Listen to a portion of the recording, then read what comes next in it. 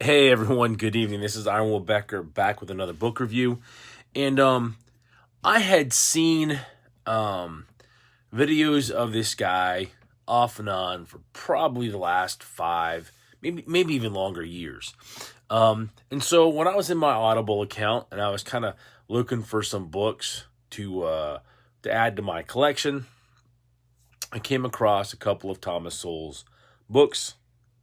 And I picked a couple of them up. They were on sale. I figured, this guy might have some contrary ideas than I do. This guy might have similar ideas.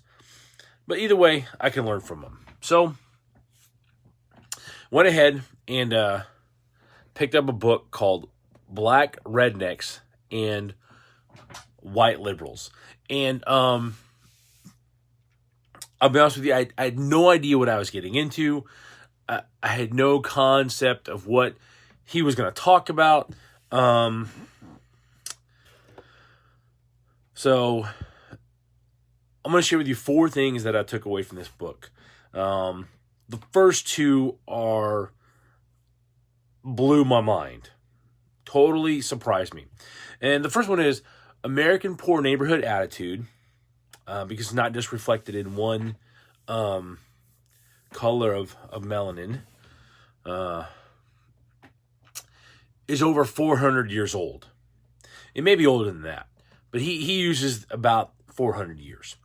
And that comes out of the backwoods of Ireland, Scotland, and Wales. That it literally is from those areas. Even the word axe for ask has direct lineage to that. And I gotta be honest with you guys, I was completely floored. I had no idea that it was that had ties that far back in our shared culture with Britain. And so I was really surprised.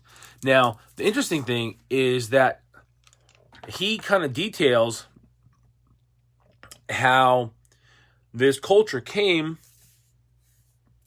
from those island nations into the southern United States, okay, and was perpetuated throughout the southern United States. Probably one of the biggest indicators, which he did not talk about, was the kind of the pride and the family honor is the Hatfield and McCoys from the West Virginia, Kentucky area of the United States.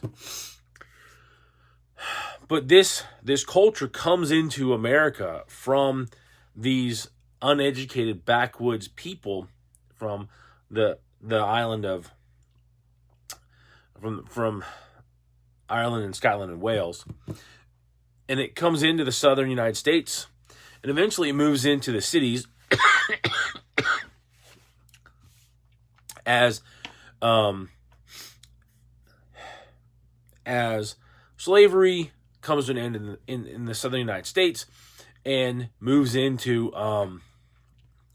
the cities, because the people, not only former slaves, but other people that live in the South, Caucasians, white, whatever you would like to use, term you'd like to use, as they move into cities and they leave the South, they take this culture with them. And it has been perpetuated in those neighborhoods and those communities. Another point that Thomas makes in this book, which he gets into a good bit of detail, is the denigration or the discrimination that happens in other cultures. Notably, he talks about the Germans in the 40s and many of the Jewish diaspora, as they call themselves, that are spread across several different countries around the world. And he talks about also the Jewish communities too, and how they responded to the things that were going on with World War II. And he gets just into some really interesting details there. Things that I obviously didn't know.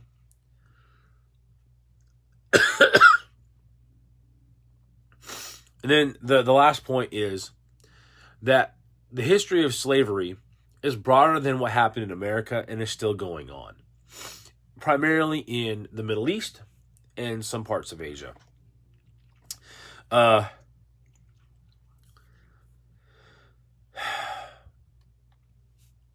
He doesn't lump, or he doesn't really get into specifics today.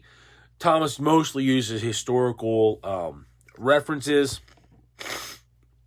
Sorry, guys. Mostly historical references of slavery and how slavery was not limited to one culture or one melanin level in people's skin. That people were taken from Europe into Africa and into the Middle East and sold as slaves. That people were brought from Africa and the Middle East and sold up into Europe as slaves.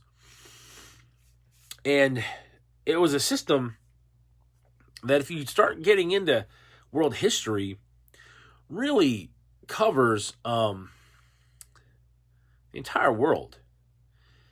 And it was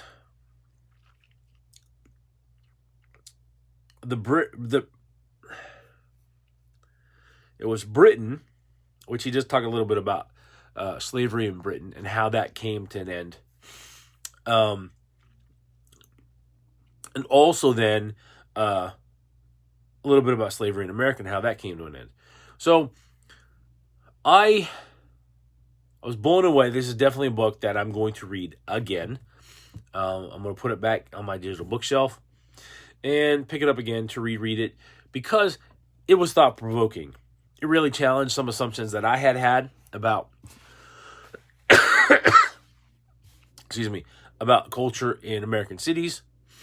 And some of the things that I thought I knew about the Jewish people. So phenomenal book. I absolutely recommend you guys pick it up and read it, especially if you think you know exactly how that culture developed, what things are like. Thomas Sowell is very easy to read, listen to his audiobooks, or his audiobook. I have another one that I have yet to read. So guys, hey look, go out, pick up this book, pick up a book, read something, learn something. Thanks for joining me tonight. And if you enjoyed this video, please like and share it. If you're looking for someone to help you level up your leadership skills, that's what we do at Turning Leaf Solutions. You can connect with us at turningleafs.com, and there you'll find links to social media. You can email me right off the main page, and you can also book an appointment through Calendly, which I still think is a weird name. And we can get together and we can talk, and I can give you a book recommendation. Or you can go to the book list and pick out of one of the over 200 books that are listed there, and we'll be getting this one up there too. All right, my friends, take care. Thanks again, and I will see you bright and early in the morning for another favorite quote.